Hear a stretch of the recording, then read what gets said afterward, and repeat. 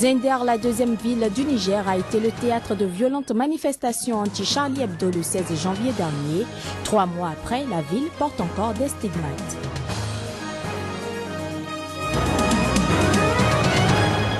Anne-Léa May, la présumée coupable de l'incendie de l'ambassade du Bénin, a été arrêtée samedi matin. Sa fille nous raconte les circonstances de son arrestation.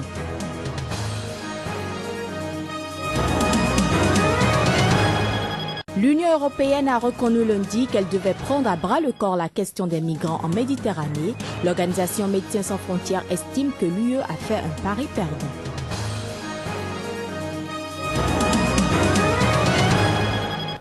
Ravi de vous retrouver pour cette édition. Madame, Monsieur, bonjour. Zinder, la deuxième ville du Niger, située à 925 km de la capitale Niamey, a été le théâtre de violentes manifestations anti-Charlie Hebdo le 16 janvier dernier. 3 mois après, la ville porte encore les stigmates. Voici le reportage de notre correspondant au Niger, Abdul Karim Mahamadou. La ville de encore les stigmates des manifestations anti-Charlie Hebdo du 16 janvier 2015. Plusieurs édifices publics et symboles de l'État ont été saccagés par des manifestants surexcités au cri de Allahu Akbar. Des lieux de culte chrétiens ont été détruits et incendiés. Des chrétiens de Zinder se sont même retrouvés réfugiés dans leur propre ville. Nombreux ont été déplacés pour être sécurisés dans les casernes militaires, tandis que d'autres ont fui la région. 3 mois après, la vie a repris son cours normal. Les fidèles chrétiens ont repris la messe de dimanche et disent avoir pardonné comme le leur a recommandé le Christ. Les événements du 16 janvier ont été des événements douloureux, n'est-ce pas? En tant qu'être humain, vivant dans la chair, nous l'avons senti dans notre chair. Mais spirituellement, ayant la foi, nous avons pu surmonter ces événements douloureux. Et nous avons repris avec beaucoup de confiance nos activités.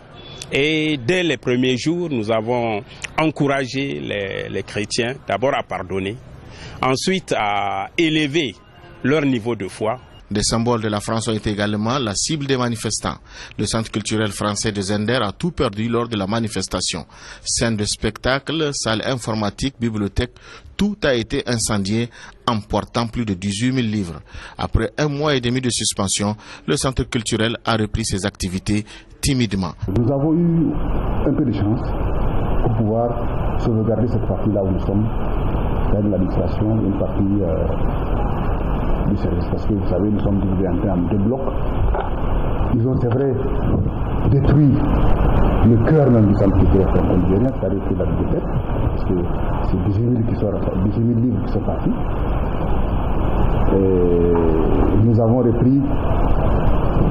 Bon, en tout cas, nous, on est en train de faire quelque chose qui peut-être, au lieu de rester les bras croisés, ce serait quand même bien de le faire, parce qu'on a pu récupérer quelques livres avec des adhérents de bonne volonté qui ont pu ramener leurs livres et puis un petit fonds qu'on avait pour pouvoir ouvrir une petite salle de lecture. Aujourd'hui encore, la psychose est dans l'esprit de certains citoyens de Zinder. Mais les oulémas et autorités de la région ont assuré. Les manifestations du 16 janvier ne sont pas les œuvres de musulmans. Et de tels actes ne se reproduiront plus. Car même les jeunes ont pris conscience après de multiples rencontres et campagnes de sensibilisation conjointement menées par les associations de chrétiens et musulmans de Zinder. En Afrique du Sud, près de 400 immigrés mozambicains, zimbabwéens et malawites ont élu domicile dans un camp de déplacés depuis vendredi dernier à Primrose, dans l'est de Johannesburg. Ceci après avoir fui des menaces d'attaques xénophobes. Pendant ce temps, plusieurs dizaines de Nigériens ont défilé lundi dans les rues d'Abuja, la capitale du pays, pour dénoncer la vague de violences xénophobes qui a fait au moins 7 morts et des milliers de réfugiés. Reportage.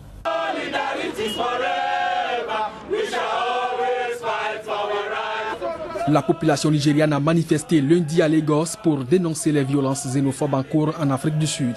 Ils sont plus de 400 000 manifestants dans les rues de Lagos pour exiger de leurs autorités le rapatriement de leurs frères tués selon eux injustement à Durban et à Johannesburg.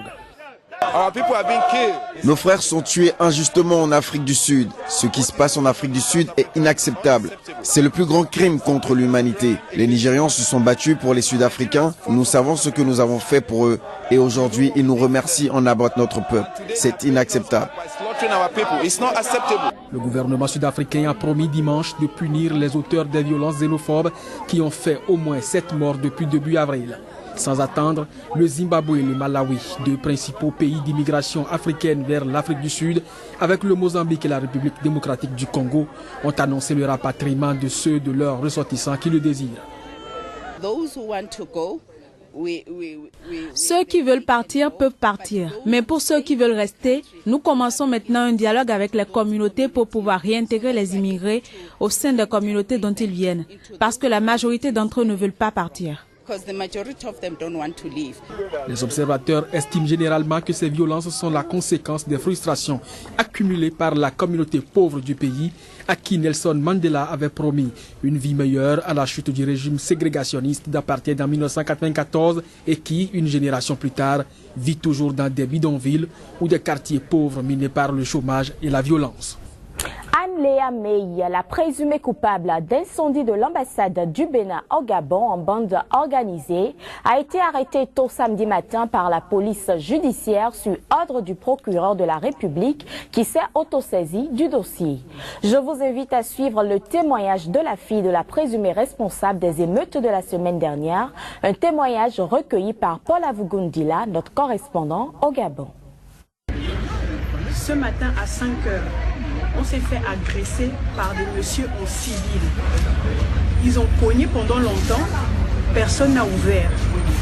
Ensuite, ils ont disjoncté le compteur. Personne n'est sorti de la maison.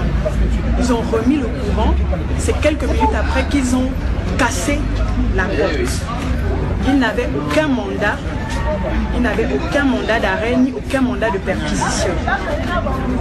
Ils ont pratiquement voulu embarquer ma mère, disons pratiquement en sous-vêtements. Donc j'ai demandé aux messieurs de se calmer et de permettre au moins qu'elle puisse se vêtir pour qu'elle les suive.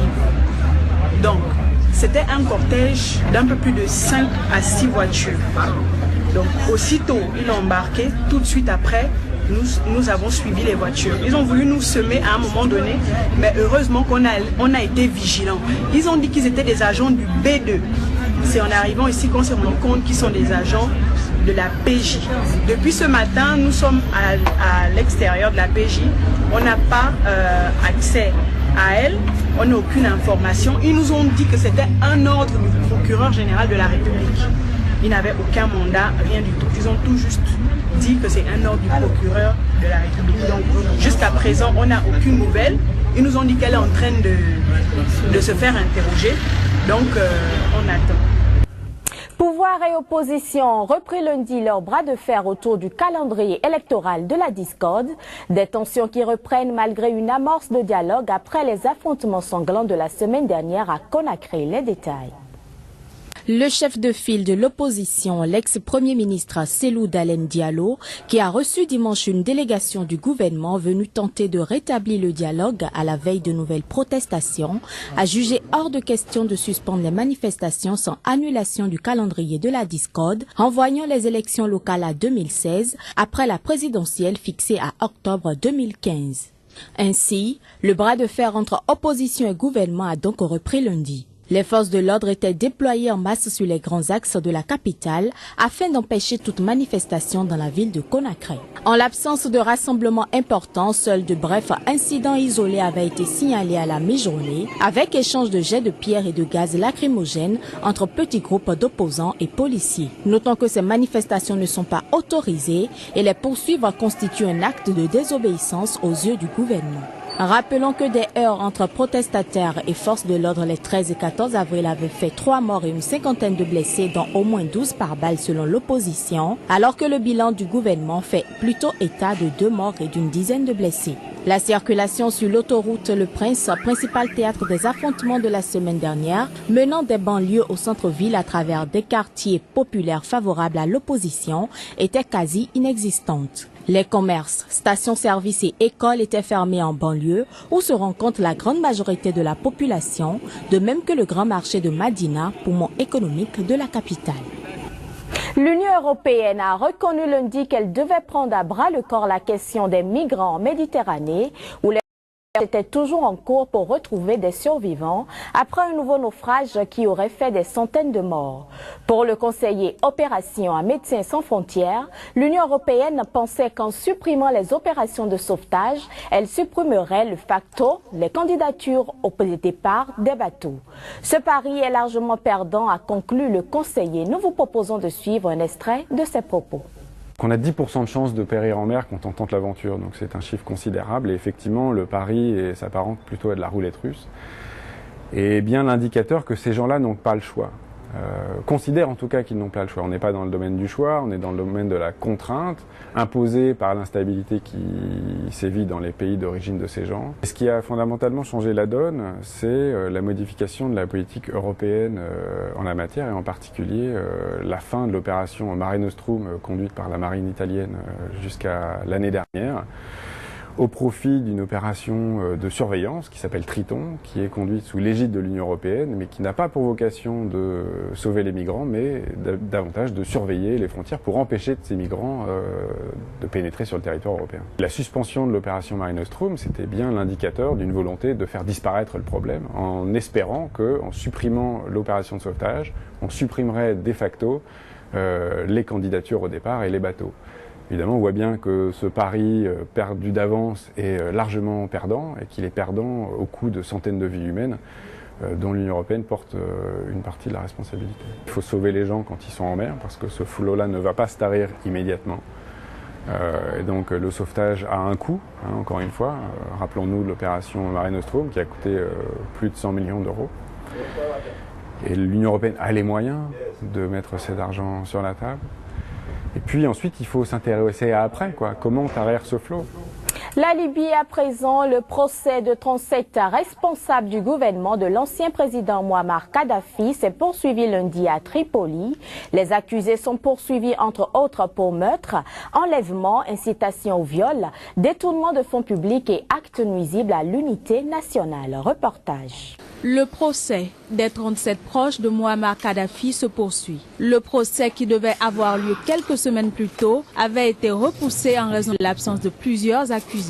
En effet, sur les 37 accusés, seulement 23 étaient présents à l'audience. Les accusés sont poursuivis pour leur rôle dans la répression meurtrière de la révolte de 2011 en Libye. Une dizaine de chefs d'accusation sont retenus contre eux. Il s'agit notamment de meurtre, d'enlèvement, d'incitation au viol, de détournement de fonds publics et d'actes nuisibles à l'unité nationale. Les autorités libyennes avaient demandé que l'affaire soit jugée par les tribunaux libyens, une demande déboutée par la Cour pénale internationale en raison des doutes sur la capacité de Tripoli à garantir un procès juste et équitable.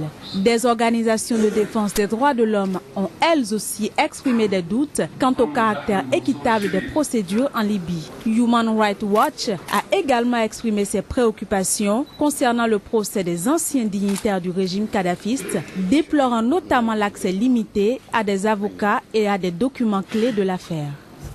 Madame, Monsieur, ce sera tout pour cette édition. Très bonne suite de journée à vous en compagnie de nos programmes. À bientôt.